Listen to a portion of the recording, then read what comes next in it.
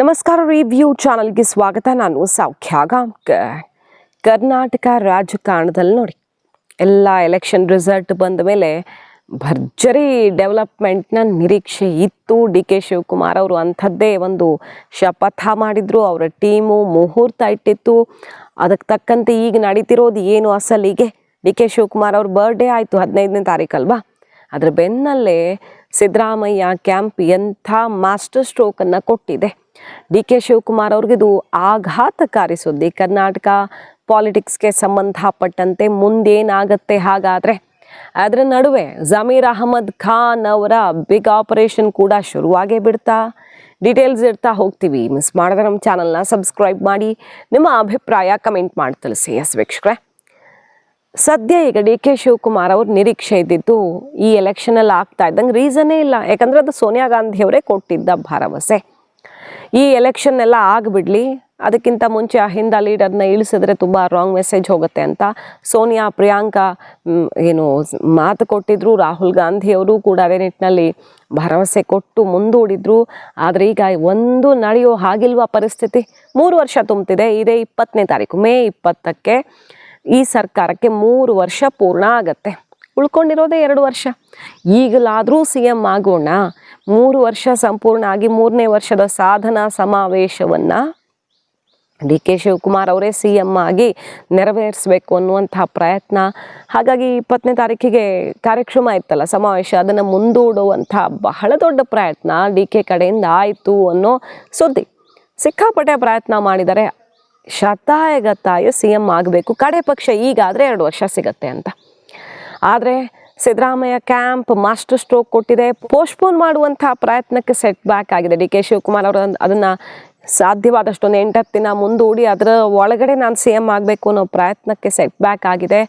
ಮುಂಚೂಣಿಯಾಗಿ 20ನೇ ತಾರೀಕಿಗೆ ಇದ್ದ ಕಾರ್ಯಕ್ರಮವನ್ನು 19ಕ್ಕೆ, ಬೇರೆ ರೀಸನ್ಸು ಇರಬಹುದು, ಮುಷ್ಕರ ಅದು ಇದು ಅಂತ. ಆದರೆ ಡಿ ಕೆ ಶಿವಕುಮಾರ್ ಅವರ ಮುಂದೂಡುವ ಪ್ರಯತ್ನ ಅಂತೂ ವಿಫಲ ಆಯಿತಾ?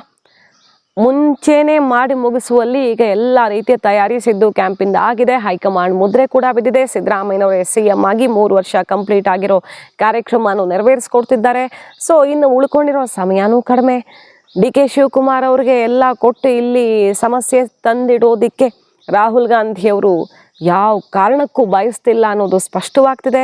ಪ್ರಿಯಾಂಕಾ ಗಾಂಧಿಯವರು ಅಲ್ಲಿ ಸತೀಶನ್ ಅವ್ರಿಗೆ, ವಿ ಡಿ ಸತೀಶನ್ ಅವ್ರಿಗಾದರೆ ಹಠ ಹಿಡಿದು ಪಟ್ಟ ಕಟ್ಟಿದ್ರು. ಯಾಕಂದರೆ ಅವ್ರಿಗೆ ಕೊಡದೇ ಇದ್ದಿದ್ರೆ ಅಲ್ಲಿ ಪಕ್ಷ ಒಡ್ಕೊಂಡು ಹೋಗ್ತಿದ್ರು. ಅವರು ಪಕ್ಷ ಬಿಡೋದು ಗ್ಯಾರಂಟಿ ಆಗಿತ್ತು. ಬಟ್ ಡಿ ಕೆ ಶಿವಕುಮಾರ್ ಅವರೇನು ಪಕ್ಷ ಬಿಡೋ ಥರ ಕಾಣಿಸ್ತಿಲ್ಲ. ಡಿ ಕೆ ಶಿವಕುಮಾರ್ ಅವ್ರ ವೀಕ್ನೆಸ್ ಆಗಿಬಿಟ್ಟಿದೆ ಈಗ ಅದು ಪಕ್ಷನಿಷ್ಠ. ಅವರು ಪಕ್ಷ ಬಿಟ್ಟು ಹೋಗಲ್ಲ, ಪಕ್ಷ ಬಿಟ್ಟು ಹೋದರೆ ಲಾಸು ಅನ್ನೋ ಥರದ ಪರಿಸ್ಥಿತಿ ಇಲ್ಲಿವರೆಗಂತೂ ಇದ್ದದ್ದು. ಸೊ ಅವ್ರು ಏನು ಮಾಡಿದ್ರು ಪಕ್ಷ ಬಿಡಲ್ಲ. ಸಿದ್ದರಾಮಯ್ಯನವ್ರನ್ನ ಕೆಳಗಿಳಿಸಿದ್ರೆ ಒಂದು ಟೀಮ್ ಪಕ್ಷ ಬಿಡಬಹುದು. ಸೊ ಇಲ್ಲಿ ಕೇರಳದ ಲೆಕ್ಕಾಚಾರದಲ್ಲಿ ನೋಡೋಕೆ ಹೋದರೆ ಸಿದ್ದು ಟೀಮೇ ಏನು ಮಾಡುತ್ತೆ ಹೇಳೋಕ್ಕಾಗಲ್ಲ. ಬಟ್ ಡಿ ಕೆ ಅಂತೂ ಪಕ್ಷ ಬಿಡಲ್ಲ ಅನ್ನೋದು ಹೈಕಮಾಂಡ್ಗೆ ತುಂಬ ಚೆನ್ನಾಗಿ ಗೊತ್ತು.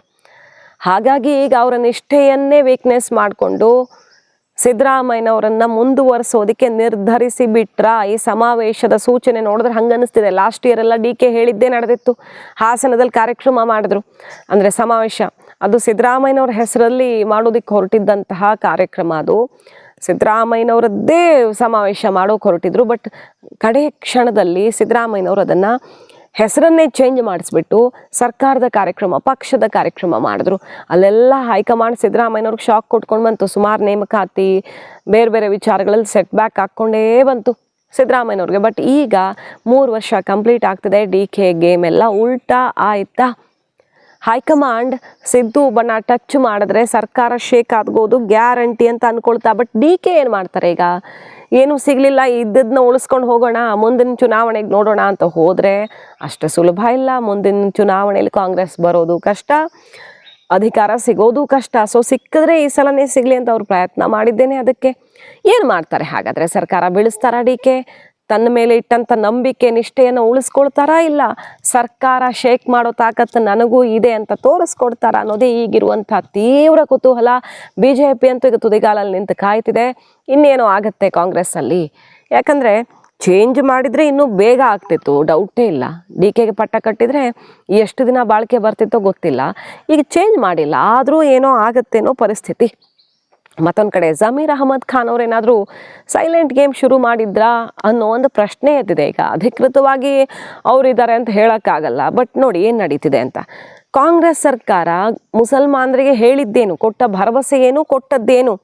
ಮುಸ್ಲಿಂ ಸಂಘಟನೆಗಳ ಒಕ್ಕೂಟದಿಂದ ದೊಡ್ಡ ಸಮಾವೇಶ ಆಯೋಜನೆ ಪ್ಲಾನ್ ಆಗಿದೆ. ಈಗ ಟೌನ್ ಹಾಲಲ್ಲಿ ಮುಸ್ಲಿಂ ಸಮಾವೇಶ, ಅದರಲ್ಲಿ ಚಿಂತಕರು, ಮುಖಂಡರು, ಸಂಘಟನೆಗಳು ಎಲ್ಲ ಸೇರಿ ದೊಡ್ಡ ಕಾರ್ಯಕ್ರಮ ಮಾಡ್ತಿದ್ದಾರೆ. ಯಾರ್ಯಾರಿದ್ದಾರೆ ಅದರಲ್ಲಿ? ಅಲ್ತಮಾಷ್ ಹ್ಯಾರಿಸ್ ಸಿದ್ದಿಕಿ, ಸುಹೈಲ್ ಅಹಮದ್, ಮೊಹಮ್ಮದ್ ಯಾಸೀನ್ ಮಲ್ಪೆ, ಶಿವಸುಂದರು, ಮೌಲಾನಾ ಶಬೀರ್ ಅಹಮದ್ ನದ್ವಿ ಸೇರಿದಂತೆ ಹಲವಾರು ಜನ ಇದ್ದಾರೆ. ಕಾಂಗ್ರೆಸ್ ಸರ್ಕಾರ ನಮ್ಮ ಸಮುದಾಯಕ್ಕೆ ಏನು ಹೇಳಿತ್ತು, ಏನು ಕೊಟ್ಟಿದೆ, ಎಲ್ಲ ಆಗ್ರಹಗಳು, ವರದಿ ಮತ್ತೊಂದು ಅಂದ್ಕೊಂಡು ಎಲ್ಲ ಲಿಸ್ಟೆಲ್ಲ ಬಿಡುಗಡೆ ಮಾಡಿ ಈ ಕಾಂಗ್ರೆಸ್ ಸರ್ಕಾರದ ಅವಧಿಯಲ್ಲಿ ನಮಗೆ ಏನು ಸಿಕ್ಕಿದೆ ನಿಜವಾಗಿ ಅಂತ ಸಮುದಾಯದ ಭರ್ಜರಿ ಶಕ್ತಿ ಪ್ರದರ್ಶನ ಆಗ್ತಿದೆ.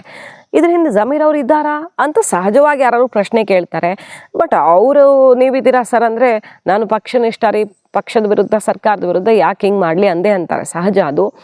ಆದರೆ ಕರ್ನಾಟಕದಲ್ಲಿ ಮುಸಲ್ಮಾನರು ಜಮೀರ್ ಅವ್ರ ಮಾತು ಮೀರಿ ಅಥವಾ ಅವ್ರು ಹಾಕಿದ ಗೆರೆ ಮೀರಿ ಹೋಗೋರು ಯಾರಾದರೂ ಇದ್ದಾರಾ ಅನ್ನೋ ಪ್ರಶ್ನೆ ಸಹಜವಾಗಿ ಬರುತ್ತಲ್ಲ, ಹಾಗಾಗಿ ಹಿಂಗೆ ಅನ್ನಿಸ್ತಿದೆ ಅಷ್ಟೇ.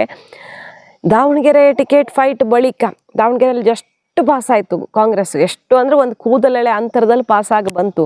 ಭರ್ಜರಿಯಾಗಿ ಗೆಲ್ತಿದ್ದ ಭದ್ರಕೋಟೆಯಲ್ಲಿ. ಅದರ ಹಿಂದೆ ಯಾರಿದ್ದಾರೆ ಅನ್ನೋದ್ರ ಬಗ್ಗೆ ಎಲ್ಲ ಈಗ ಕಾಂಗ್ರೆಸ್ನವರೇ ಹೇಳಿದ್ರಲ್ವ, ನಾವೇನು ಹೇಳಬೇಕಾಗಿಲ್ಲ. ಅದಾದಮೇಲೆ ಹಿಜಾಬು ಮತ್ತೊಂದು ಅಂದ್ಕೊಂಡು ಕಾಂಗ್ರೆಸ್ಸು ಮುಸಲ್ಮಾನರ ಸಮಾಧಾನ ಮಾಡುವ, ಅವ್ರಿಗೆ ಗಿಫ್ಟ್ ಕೊಡೋ ಪ್ರಯತ್ನ ಬ್ಯಾಕ್ ಟು ಬ್ಯಾಕ್ ಮಾಡ್ತಿದ್ದಾರೆ.